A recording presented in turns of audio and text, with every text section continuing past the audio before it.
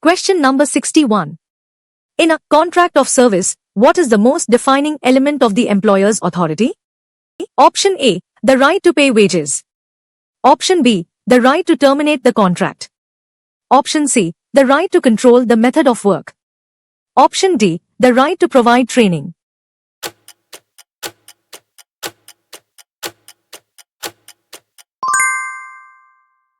Question number 62. What concept ensures that certain obligations exist between an employer and employee even if they are not explicitly written in the contract? Option A, express duties. Option B, statutory obligations. Option C, implied duties. Option D, contractual estoppel.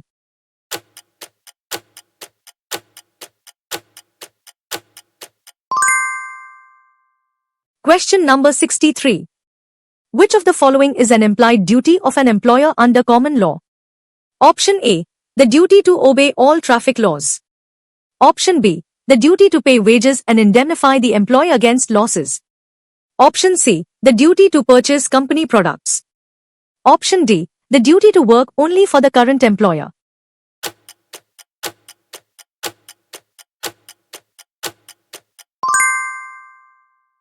Question number 64. Which of the following is an implied duty of an employee under common law? Option A, the duty to purchase shares in the company.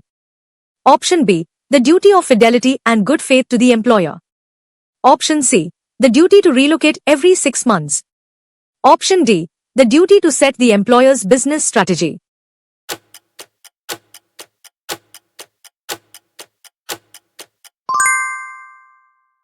Question number 65. The duty of fidelity requires an employee to: Option A, be loyal and not work for a competitor during employment. Option B, donate a portion of their salary to charity. Option C, refuse to work beyond 8 hours a day. Option D, report all business profits to the government.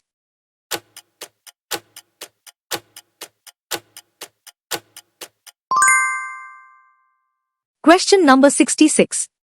If a clause in an employment contract is found to be grossly unfair or unreasonable, what is the usual judicial remedy? Option A, the court declares the contract void ab initio. Option B, the court usually severs or modifies the unfair clause to make it reasonable. Option C, the court imposes a punitive fine on the employee. Option D, the court compels immediate resignation.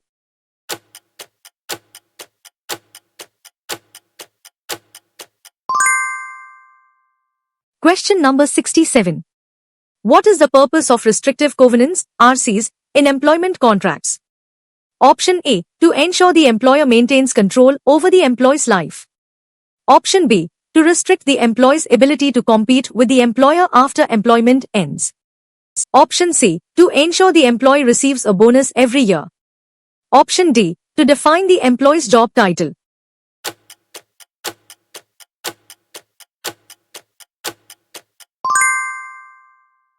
Question number 68. Under which section of the Indian Contract Act, 1872 are contracts that restrain trade or profession generally void? Option A, Section 10. Option B, Section 27. Option C, Section 56. Option D, Section 73.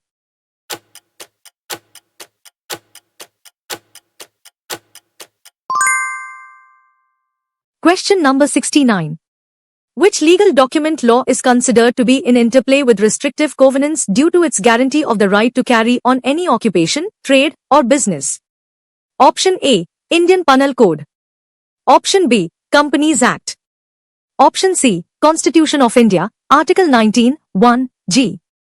Option D, Sale of Goods Act.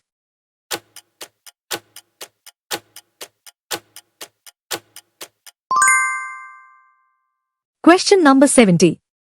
A restrictive covenant that operates during the period of employment is generally considered: Option A, valid and enforceable. Option B, void as per Section 27, Indian Contract Act. Option C, subject to criminal prosecution. Option D, valid only if the employee agrees in writing every month.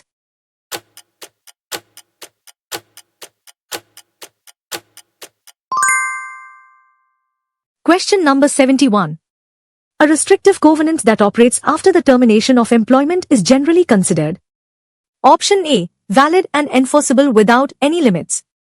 Option B, void under Section 27 of the Indian Contract Act, subject to specific exceptions. Option C, automatically converted into a non-compete clause. Option D, enforceable only if the employer pays extra compensation.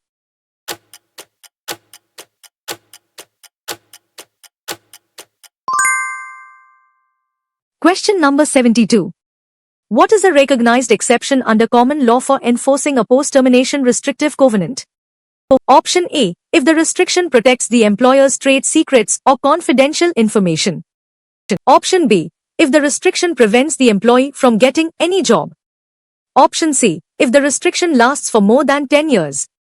Option D, if the employer pays a nominal fine.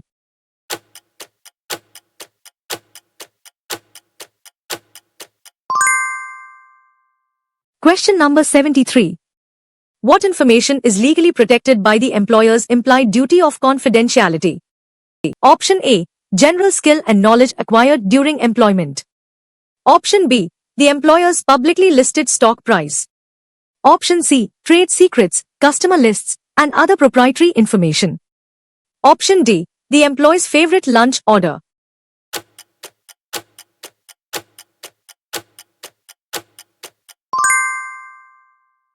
Question number 74. In the case Niranjan Golikari v. Century Spinning and Manufacturing Co. Limited, the Supreme Court ruled that a covenant operating during employment. Option A, was always void. Option B, was voidable at the employee's option. Option C, may be valid if the restraint is reasonable and necessary. Option D, applied only to senior management.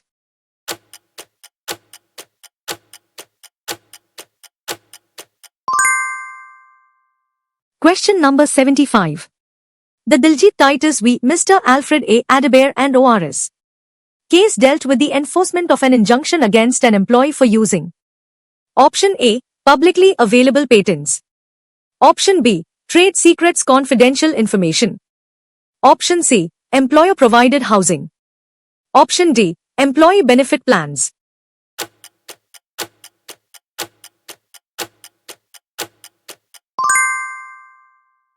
Question number 76.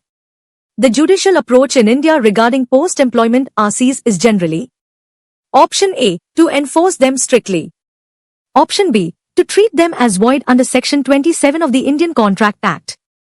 Option C, to convert them into non-solicitation clauses automatically. Option D, to refer them to arbitration.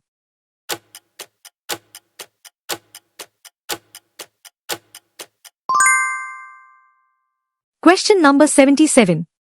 Which section of the Constitution of India guarantees the right to practice any profession or to carry on any occupation, trade or business? Option A, Article 14, right to equality. Option B, Article 21, right to life. Option C, Article 19, 1G, freedom of trade and occupation. Option D, Article 32, constitutional remedies.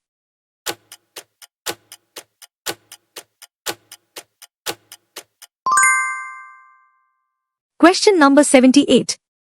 What is the purpose of a non-solicitation clause? Option A, to prevent the employee from setting up any competing business.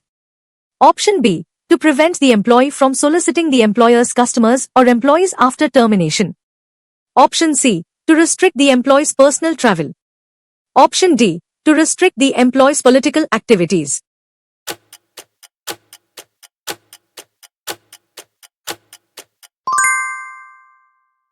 Question number 79.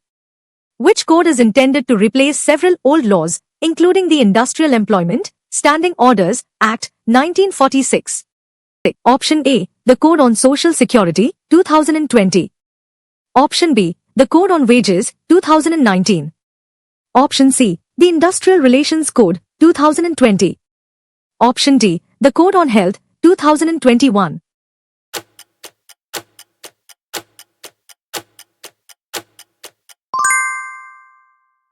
Question number 80. The Industrial Relations Code, 2020 applies to workers in. Option A, the organized sector only. Option B, both the organized and unorganized sectors. Option C, only government employees. Option D, only workers in microenterprises.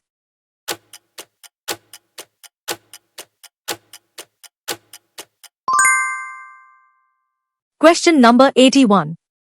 According to the module, what distinguishes a workman employee from an independent contractor? Option A, the amount of salary paid. Option B, the presence of a contract of service versus contract for service. Option C, the size of the company. Option D, the location of the work.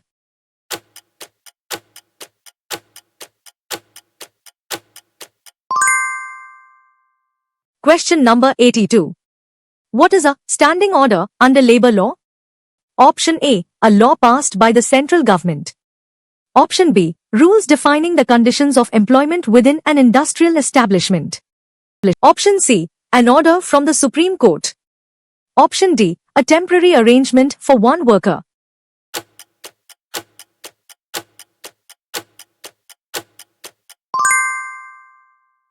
Question number 83. The purpose of having certified standing orders is to: Option A, increase the cost of production. Option B, ensure terms and conditions of employment are certain and transparent. Option C, reduce the number of employees in a factory. Option D, mandate a specific type of technology.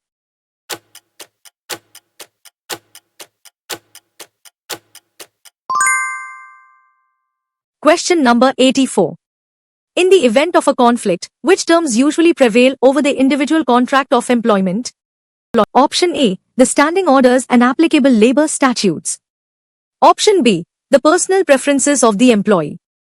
Option C, the employer's internal email policy.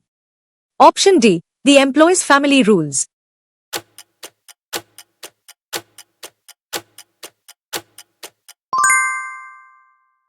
Question number 85. What is the term for a clause in an employment contract that specifies a required period of notice before resignation or termination? Option A, sunset clause. Option B, liquidated damages clause. Option C, notice period clause. Option D, non-disclosure agreement.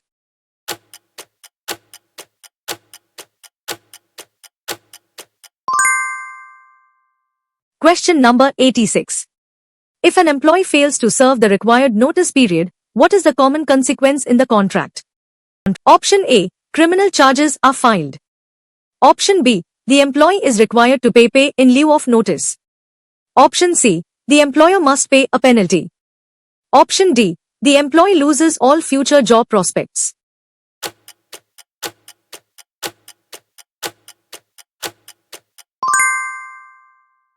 Question number 87.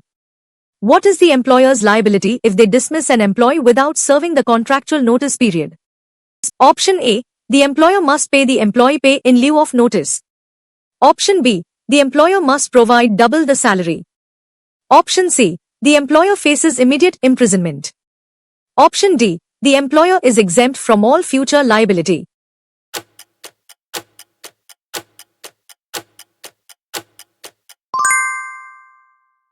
Question number 88. The termination of employment by the employer is generally known as: Option A, resignation. Option B, dismissal or discharge. Option C, retirement. Option D, voluntary separation.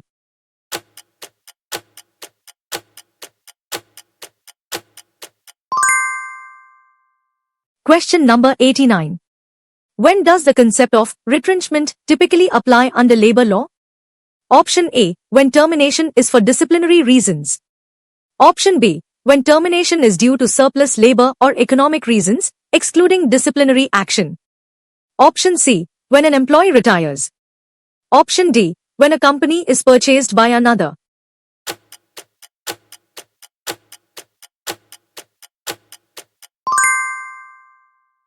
Question number 90. What is wrongful dismissal under common law? Option A, dismissal that violates a statutory law. Option B, dismissal that violates the terms of the contract of employment. Option C, dismissal that occurs outside of working hours. Option D, dismissal based on poor performance only.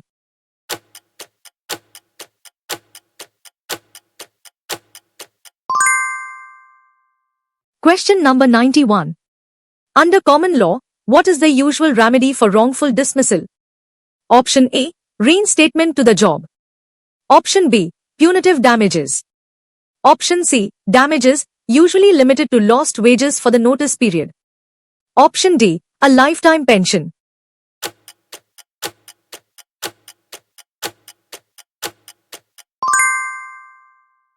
Question number 92. In common law, a court typically cannot grant the remedy of reinstatement. This is because Option A. It violates the principle of separation of powers. Option B. It interferes with the fundamental principle of freedom of contract for both parties. Option C. It is too expensive for the courts. Option D. It is exclusively reserved for criminal cases.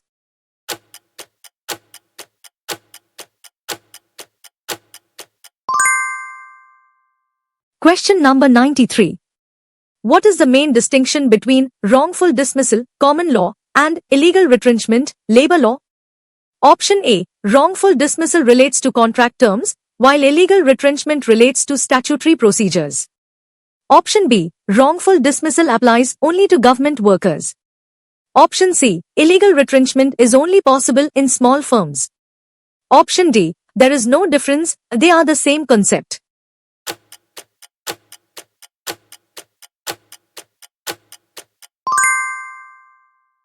Question number 94. The concept of retrenchment is specifically governed by which typology of statutes in India? Option A. Legislations on wages and remuneration. Option B. Legislations on social security. Option C. Legislations on collective bargaining and employment relations, example, Industrial Disputes Act. Option D. Legislations on health and safety.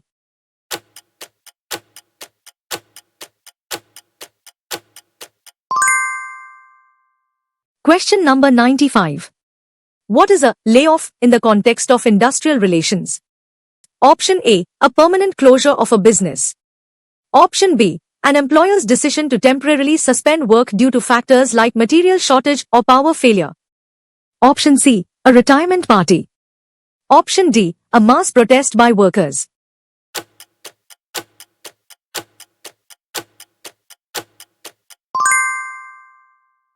Question number 96. According to the module, a worker is generally not entitled to the protection of the Industrial Relations Code, 2020 if they are primarily engaged in Option A. Manual or skilled work. Option B. Managerial or administrative work with decision-making power. Option C. Clerical work.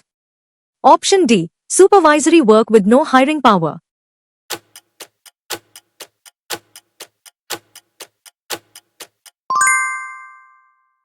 Question number 97. What is the primary purpose of the Industrial Disputes Act, 1947, now part of the IR Code? Option A. To regulate corporate mergers. Option B. To provide machinery for the investigation and settlement of industrial disputes. Option C. To control international trade. Option D. To fund public infrastructure.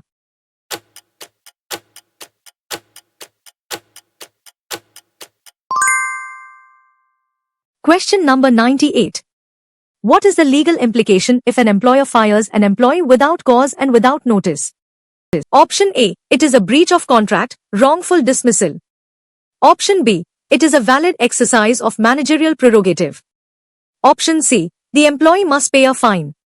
Option D. The employment relationship is automatically renewed.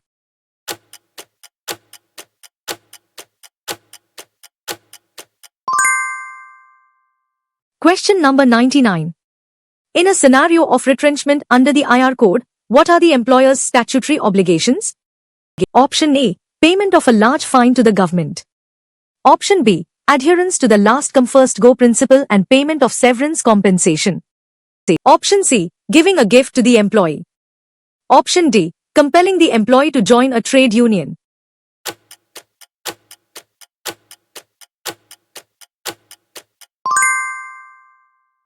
Question number 100. What does the principle of last come first go imply in retrenchment? Option A. The employer must fire the youngest worker first. Option B. The worker who was the last to be employed should be the first to be retrenched. Option C. The worker who lives farthest away must be retrenched. Option D. The worker with the lowest salary must be retrenched.